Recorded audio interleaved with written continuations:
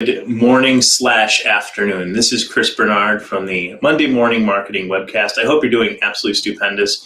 I promised you to give you updates and information from my content marketing world visit in Cleveland, Ohio. However, I had something more pressing than that. At least I think it's more pressing than that. I had a prospect call last week, and I wanted to share some of the insights with you in terms of that call. All right, so this specific company focuses on the gig economy in terms of insurance. And they seem like they've got a lot of great leadership skills. The technology looks good on the outside. They're tracking things through the funnel, which is wonderful, wonderful news. And this is still a prospect. They had some requests in terms of what they wanted to actually change on this website to get more leads, to improve the user experience, all of this stuff. And previous to that, we made a suggestion to them, like who's their target customer, how are they coming in. You're kind of targeting this new kind of niche vocabulary. Really, it's this gig economy stuff, gig stuff seems kind of unique and new, and we're not sure exactly the phraseology, right, that people are using to potentially find your stuff. So let's go back and let's kind of revisit maybe potentially a market plan. And we talked about, okay, a market plan not only identifies the who, what, when, where, why, and how to go after a certain set of customers, right? That roadmap, if you will, okay? So we have the concept of the strengths, weaknesses, opportunities, and threats. We pull some great business insights down. We know who that customer is. We do keyword insights, so we know which search terms are important in terms of the user experience, and we go ahead and we craft then the positioning statement, what makes us different, and then all the strategy elements, right? A traditional market plan. You got that? Well, great. So they thought that was a good idea, but they still have these issues that they want to get fixed. So they said, okay, well, let's take a step back. Since the market plan is going to take 30 days or so, 45 days to actually kind of work through, including about 2 weeks for keyword insight, where we test all those thousands and thousands of keywords. We find out which words actually really drive traffic or potentially drive traffic. And then we go after and say, yep, we're going after this one, this one, this one. Since we're not going to do that, or we have these really immediate deliverables, we need to figure out which ones have the greatest value, okay? So here's what we did. I jumped in, said, okay, well, I'm going to do a customer kind of walkthrough as if I am brand new to this. So the first thing I had to think about was which keywords would I potentially use to come into this audience. Now, there's a couple areas that I could actually go ahead and look at in terms of which ones potentially could drive some traffic. I didn't want to be targeting words that nobody was using or there was no volume on, right? So I went through, I said, okay, well, there's a couple ways you can get keywords. So the first place I went to was their site. Obviously, I want to see which keywords they thought were important. They didn't even have keywords loaded up in anywhere, actually. I ran Screaming Frog to find out if they had any keywords, and if I was just missing them, I didn't see anything. So not on the keywords on the website. So what I ended up doing was using what every red-blooded marketing American does, is you pull up Google AdWords and their Google Planner and try to find those keywords that have the greatest traffic. So I used that. I saw some neat stuff. I also used trends.google.com to look at some of those top ones that were kind of coming up to the top in terms of that list, in terms of the build out. I said, okay, well, these are probably about the top 10 or 12 that I'm looking at as some potential traffic. And I wanted to catch some that were actually increasing or at least leveling, if not expanding, as opposed to descending. And that had some volume. So I was getting a little bit of gravy in that, but not as much as I'd like. After I started to look at that, I believe I had like 3 or 4 words. I mean, keyword phrases, right? I said, this is not working. So I went to use Google Auto Suggest, right? So going in and typing different, based on the knowledge that I had from those previous things, I was actually using the when you start typing, the Auto Suggest for those keywords. And I came across the right one, or at least I thought was the right one. And so I'm basing my assumptions that this is the right keyword that they should be going after. This is keyword insight and all that stuff, but I wanted to get kind of the mindset of who was actually visiting it. Because without that, positioning of elements on a page, or icons doing this, or back buttons over here, or call to actions over here, they mean nothing, guys. We often say, well, we really should do that. We start implementing, or it comes down from on high, and that's what we need to be rolling with. It's like, you know what? You need to get the persona of the person that you're trying to target, because the whole page experience and what needs to be there depends on that guest, right? I know this seems simple, but a lot of times we put that cart before the horse, and we're not willing to kind of take a stand in terms of what we should be doing right, okay?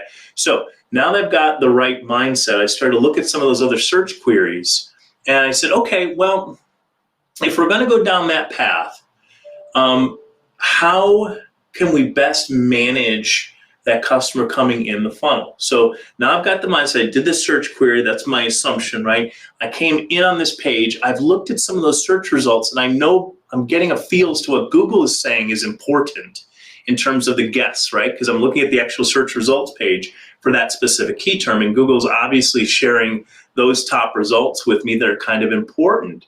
So let me go ahead and wear that customer persona on. I'm looking now for this information that I saw specifically, not just in the ads, but also in the organic spot, what Google thought was important in terms of my mindset as a prospect. So as I'm going through that, I'm seeing significant challenges. And I wanted to work through this kind of example because at the end of the day, these are my notes from last week when we were actually talking on the phone in terms of the observations that I had specifically. So when I went through the site, there were several things that popped up. The first one, and the most important, so if you think about it, there's pre-sale and there's post-sale, right? So they're a prospect until they actually convert on your site, and then they become a customer, right? So there's things that we can definitely do on this side after the sale, but there's things that we can do on that front end side in terms of the pre-sale that are really, really important. So these kind of stood out at me because at the end of the day, if the kitty's ringing, this becomes a lot better of a problem to solve at this point. If this is not happening, you're hosed. So information and pre-sale. The big one I was like, look, I'm just trying to figure out if I can replace my current paid health insurance program with this new gig, kind of approach, right, to solving my problems. And so when I actually went on and I recorded the whole thing for him, in fact, it's part of the proposal that we sent over. But the biggest one was I wasn't sure what the heck I was buying. I know that's crazy, but they talked really pontificating big picture up here that's saying, this is good. We do, telemedicine and things like that, but they couldn't necessarily say that, it's insurance. That's not exactly what they do. But my question in terms of my mindset as the customer was, can I replace my current health insurance program? Even though they don't sell insurance, they sell benefits, health benefits. Can I replace it?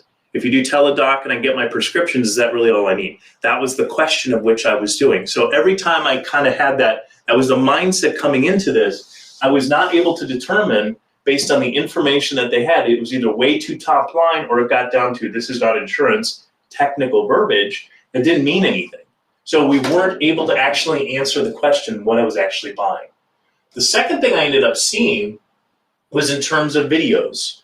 It would be so much easier if you actually had a video kind of explaining that process. In fact, that's a theme you're actually going to see through here was I didn't know exactly where I was at in the buying funnel, right? So in this specific program, I'm buying into a membership, right, that has these benefits, but when I actually signed up, it brought me into, okay, explore my benefits, but these benefits don't work that way. It's simply access to those benefits that now I can sign up for individually. Okay, and they're working on integration of those kind of things. But that was confusing to me. I didn't know exactly, okay, so I can get my membership, am I buying additional insurance on top of that? And if so, why am I buying additional insurance on top of it? Considering I might be able to just replace it with my, teledoc experience and my prescriptions and these other cool little, like dental and, vision and stuff like that. So that was the question, but there were these other things that had to be considered after it. So videos would be very helpful in terms of where I'm at, explaining that in a simple way, alongside the actual text. That would have been helpful. In this case here, my question is, can I replace my current health insurance program with this new program? So having even a simple chart, and they love this idea, having a simple chart that had the elements that it would be the customer's mind, your traditional health insurance program, this specific program, and maybe alternate programs, maybe kind of a combination of things, but having that basic checklist. So it makes it very clear in one picture, not only do I get this stuff here with my traditional health insurance program, but I also get these other benefits, right, that I'm not getting with my traditional health insurance program. So good stuff there. And then the point I wanted to make with them is if you confuse your customer, they don't buy. Like they just, if we have any apprehension, we don't buy. So that makes sense. And if you don't answer their questions in this part up here and they're confused, they're not going to click the buy button. They're not going to sign up. So they agreed that this was pretty important and everything kind of revolved around this. So we're doing that. The other thing that was, so once you sign up for this program, and this one, the reason I'm telling you this, because you need to think about the customer. This is the challenge that I have for you.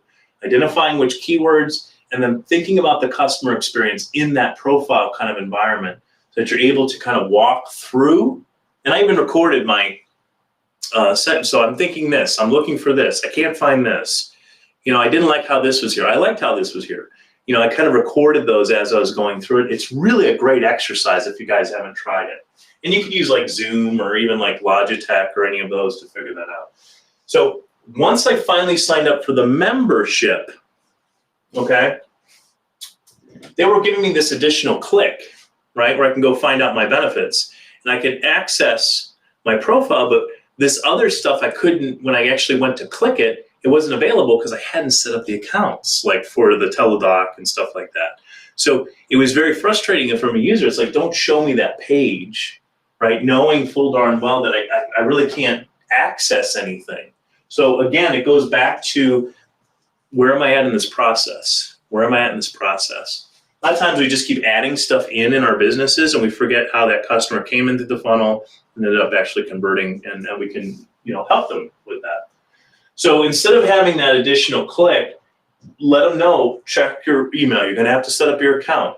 And here's the deal. Instead of just giving them a list of things that, in fact, these are just icons. Literally, they're just icons sorted under this basic subscription page, your account.